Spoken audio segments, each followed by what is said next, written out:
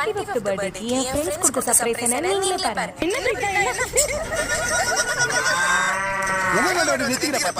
சின்ன வயசுல மாடு வைக்க தான் லைக்குன்னு சொல்லி திட்டுவாங்க. ஆனா வளர்ந்த மாடு கல்யாணத்துக்கு மாடு கூட எனக்கு திறமல.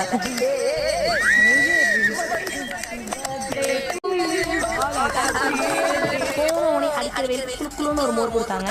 எவ்வளவு ரவுண்ட் உள்ள போச்சுன்னு கணக்கே இல்லை. அக்ஷயாக்கான ஒரு ஆர்கானிக் பிராண்ட் கேள்விப்பட்டிருப்பீங்க. அதோட ரேர் ஃபேக்டரி அவுட்லெட்டுக்கு வந்திருக்கோம். அவங்க மாட்டுல இருந்து எப்படி பால் தயிரெல்லாம் தயாரிக்கிறாங்கன்னு பாக்குறதுக்கு போனதுக்கு இந்த யோகத்தெல்லாம் ஃப்ரீயா கொடுத்தாங்க. அங்கேயே ஒரு விவசாய நிலமும் வந்து நிறைய காய்கறி செடி எல்லாம் போட்டுருந்தாங்க.